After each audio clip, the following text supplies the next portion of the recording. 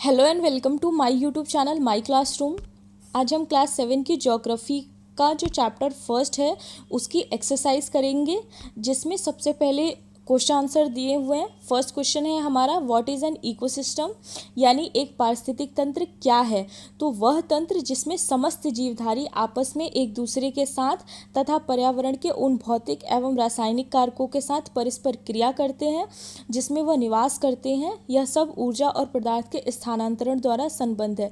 जैसा कि हमने चैप्टर में पढ़ा था कि जितने भी हमारे प्लांट्स होते हैं, जितने भी हमारे पेड़ पौधे होते हैं या फिर जीव जंतु होते हैं या फिर मानव होता है, वो सब अपने आसपास के पर्यावरण के ऊपर डिपेंडेंट होता है। अपनी हर चीज़ के लिए हम अपने आसपास के एनवायरनमेंट के ऊपर डिपेंडेंट होते हैं। इसके अलावा हम एक दूसरे के ऊपर भी डिपेंडेंट होते हैं। जैसे जानवर हैं वो एक दूसरे के ऊपर भी डिपेंडेंट होते हैं और अपने आसपास के जो पेड़ पौधे होते हैं उसके ऊपर भी डिपेंडेंट होते हैं। इसके अलावा जैसे जो ह्यूमन हैं या फिर एनिमल्स हैं, वो ऑक्सीजन के लिए पेड़ पौधों के ऊपर डिपेंडेंट है और जो पेड़ पौधे हैं वो कार्बन डाइऑक्साइड के लिए ह्यूमंस पे डिपेंडेंट है। तो ये पूरा जो प्रोसेस होता है उसे ही हम इकोसिस्टम कहते हैं, जहाँ पर सभी लोग, चाहे वो पेड़ पौधे हों या फिर जीव जंतु हो या फिर मानव हो, सब लोग अपने आसपास के पर्यावरण के ऊपर डिपेंडेंट हैं, आश्रित हैं। सेकेंड क्वेश्चन है हमारा, what do you mean by natural environment. प्राकृतिक पर्यावरण से आप क्या समझते हैं। तो वो सारी चीज़ें जो हमें नेचुरली मिली हैं, प्रकृति रूप से मिली हैं, वो सब हमारा नेचुरल एनवायरनमेंट में आ जाता है। जैसे कि land, water, air, plant and animal. तो भूमि, पानी, हवा, पेड़ पौधे, जीव जंतु, ये सब नेचुरल हैं। नेक्स्ट क्वेश्चन है हमारा, which are the major components of the environment. पर्यावरण के प्रमुख घटक कौन कौन से हैं। तो the major components of the environment are, पर्यावरण के प्रमुख घटक हैं आपके प्राकृतिक पर्यावरण, मानव पर्यावरण, मानव निर्मित पर्यावरण। बुक में हमने इस फिगर से देखा था कि कंपोनेंट्स ऑफ एनवायरनमेंट हमारा नेचुरल, जिसमें हमारी 4 चीज़ें आ जाती हैं, और उसके अलावा ह्यूमन मेड, जो भी ह्यूमन के द्वारा बनाई गई ये सारी चीज़ें हैं जो वो अपने लिए इस्तेमाल करता है, चाहे वो बिल्डिंग हो, पार्क हो, ब्रिज हो, ये सारी चीज़ें। इसके अलावा ह्यूमन आ जाते हैं। ठीक है, तो ये 3 इम्पॉर्टेंट कंपोनेंट्स होते हैं एनवायरनमेंट के। Give 4 example of human made environment. मानव निर्मित पर्यावरण के 4 उदाहरण दीजिए। तो जो भी चीज़ें मानव के द्वारा बनाई गई हैं यानी ह्यूमन मेड, जैसे building, park, bridge, industry, road, ये सारी हमारी ह्यूमन मेड एनवायरनमेंट में आ जाती हैं। मानव निर्मित पर्यावरण के 4 उदाहरण, बिल्डिंग, रोड, पार्क, इंडस्ट्री, यानी भवन, सड़क, पार्क और उद्योग। नेक्स्ट क्वेश्चन है हमारा, व्हाट इज़ लिथोस्फीयर, यानी स्थलमंडल क्या है। तो पृथ्वी की ठोस प्रॉपर्टी या कठोर ऊपरी परत को स्थलमंडल कहते हैं। यह चट्टानों एवं खनिजों से बना होता है एवं मिट्टी की पतली परत से ढका होता है। तो हमारी जो पृथ्वी है उसके ऊपर का जो सबसे ऊपरी पार्ट होता है, जो बहुत ज़्यादा सॉलिड है, बहुत ज़्यादा वो ठोस है और कठोर है, तो इस पार्ट को हम लिथोस्फीयर यानी स्थलमंडल कहते हैं और ये चट्टान और खनिजों से मिलकर बना है। इसके अलावा इसकी जो लेयर है वो मिट्टी की बहुत पतली सी, बहुत थिन सी लेयर से ढकी हुई है। तो जिस स्थान पर हम रहते हैं, जहाँ पर हम निवास करते हैं, वही हमारा स्थलमंडल है। नेक्स्ट क्वेश्चन है हमारा, what is are the 2 major components of biotic environment. जीवीय पर्यावरण के 2 प्रमुख घटक क्या हैं। प्लांट्स और एनिमल्स, ये दोनों हमारे बायोटिक एनवायरनमेंट के इम्पॉर्टेंट कंपोनेंट्स हैं। नेक्स्ट क्वेश्चन है हमारा, व्हाट इज़ बायोस्फीयर, यानी जीवमंडल क्या है।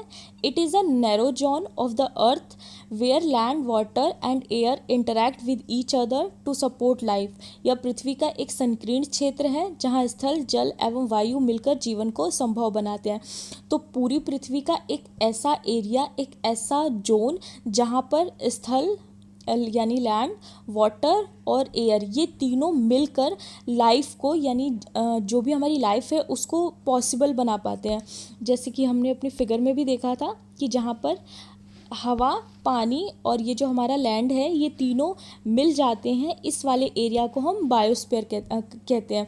जहाँ पर ये तीनों चीज़ें पॉसिबल होती हैं वहीं पर जीवन पॉसिबल होता है। ठीक है, उसके बाद हमारा टिक द करेक्ट आंसर है, जिसमें फर्स्ट क्वेश्चन है विच is not a natural ecosystem. ठीक है, तो इसका आंसर हो जाएगा एक्वेरियम, क्योंकि डेजर्ट और फॉरेस्ट जो है वो हमारे नेचुरल इकोसिस्टम में आ जाते हैं। Which is not a component of human environment, it is land, it is not a component of human environment. And next is which is a human made environment, road, road is a human made environment. Fourth question है हमारा which is a threat to environment, तो इसका answer हो जाएगा option B, growing population. इसी का हिंदी देख लेते हैं। इनमें से कौन सा प्राकृतिक पारितंत्र नहीं है, तो ताल प्राकृतिक पारितंत्र नहीं है। नेक्स्ट है इनमें से कौन सा मानवीय पर्यावरण की घटक नहीं है, तो स्थल मानवीय पर्यावरण का घटक नहीं है, बल्कि धर्म और समुदाय मानवीय पर्यावरण के घटक हैं। इनमें से कौन सा मानव निर्मित पर्यावरण है, तो सड़क मानव निर्मित है। इसके अलावा समुद्र और पहाड़ हमारा प्रकृति है। इनमें से कौन सा पर्यावरण के लिए खतरा है, तो जनसंख्या वृद्धि बहुत ज़्यादा पर्यावरण के लिए खतरनाक साबित होती है। नेक्स्ट क्वेश्चन है हमारा थर्ड, मैच द फॉलोइंग।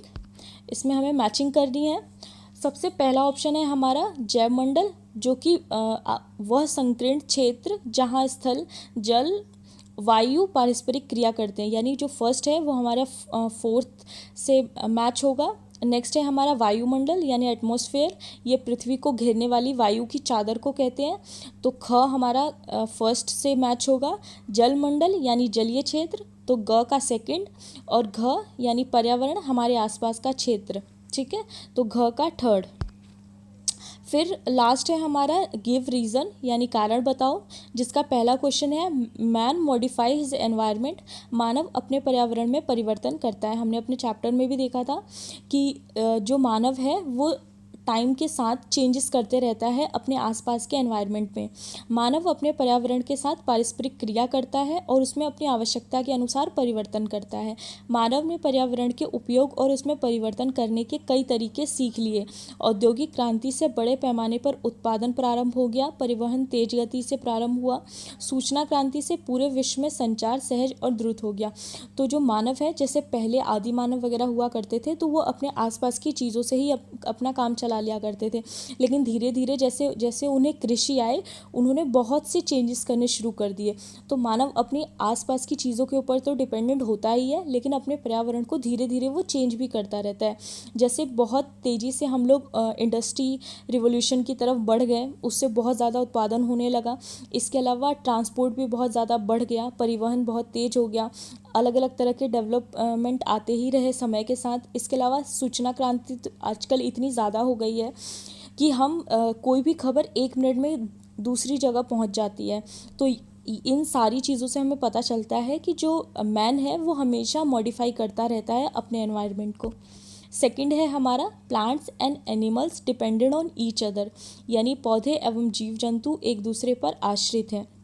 तो पौधे और जानवर एक दूसरे पर निर्भर करते हैं।